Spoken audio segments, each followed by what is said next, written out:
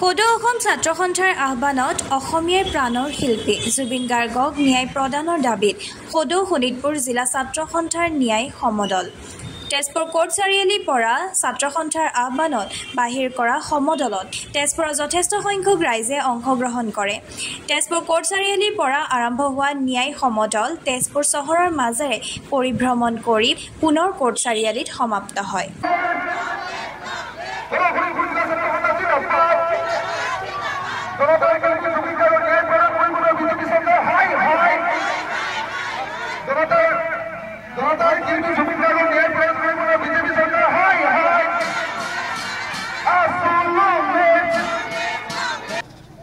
অসমীয়াৰ স্বাভিমান অসমীয়াৰ প্ৰাণৰ শিল্পী জুবিন গাৰ্গৰ মৃত্যু আজি এমাহ পাৰ হৈ গ'ল আৰু যিগৰাকী শিল্পীৰ মৃত্যুৰ পিছত আমি ন্যায় বিচাৰিছোঁ, পানী নসৰকা ধৰণৰ এটা তদন্ত বিচাৰিছোঁ।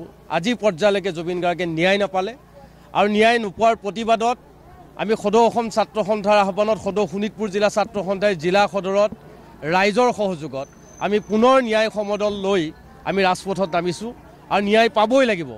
আৰু শেহতীয়াকৈ অসমৰ বিভিন্ন প্ৰেক্ষাপটত আমি যিবোৰ দেখিবলৈ পাইছোঁ যে এইখন চৰকাৰৰ বিৰুদ্ধে নিজৰ ৰাজনৈতিক দলেই তেওঁলোকে ৰাজপথত নামিছে, অত্যন্ত হাস্যকৰ আৰু অত্যন্ত নিলজ্জকৰ। আমি ছাত্ৰ সন্থাই দাবী জনাইছোঁ যে এইগৰাকী প্ৰাণৰ শিল্পী জুবিন গাৰ্গে ন্যায় পাব লাগিব আৰু যি পৰ্যন্তলৈকে ন্যায় নাপায় সেই পৰ্যন্তলৈকে ছাত্ৰ সন্থাৰ কাৰ্যসূচী অবিৰতভাৱে চলি থাকিব। তেতিয়ালৈকে আমি ক্ষান্ত নাথাকোঁ। ৰাইজৰ সহযোগত এই আন্দোলন নিশ্চয় আহি থকা দিনত শক্তিশালী হ'ব। সদৌ অসম ছাত্ৰ সন্থাৰ আহ্বানত আমি সদৌ শোণিতপুৰ জিলা ছাত্ৰ সন্থাৰ জিলা সদৰ তেজপুৰত ৰাইজৰ সহযোগত আজি প্ৰাণৰ শিল্পী জনতাৰ শিল্পীগৰাকী ন্যায় প্ৰদানৰ দাবীত আমি ৰাজপথত আজি ন্যায় সমদলৰ কাৰ্যসূচী ৰূপায়ণ কৰিছোঁ। ছাত্ৰ সন্থাৰ স্পষ্ট মত, এগৰাকী প্ৰাণৰ শিল্পী জনতাৰ শিল্পীগৰাকী ন্যায় প্ৰদানৰ কাৰণে ৰাজপথত নামিব লগা হৈছে, আন্দোলন কৰিব লগা হৈছে। যিখন অসম চৰকাৰ বিজেপি চৰকাৰ, NDAত বিজেপি চৰকাৰ, অসম চৰকাৰ বিজেপি চৰকাৰ, নেতৃত্বাধীন অসম চৰকাৰ আজি গৃহ বিভাগ হিমন্তৰ হাতত আছে, SIT গঠন কৰিছে। পানী নখৰাকৈ তদন্ত হ'ব লাগিব। ছাত্ৰ সন্থা আমি দাবী জনাইছোঁ, ইয়াতকৈ জংগী কাৰ্যসূচী হাতত লোৱা হ'ব। ছাত্ৰ সন্থাই এটা কথাই সকীয়াই দিছোঁ যে এগৰাকী প্ৰাণৰ শিল্পীক ন্যায় নিদিয়া পৰ্যন্ত ৰাইজৰ সহযোগত গণতান্ত্ৰিকভাৱে আমাৰ আন্দোলন চলি যাব।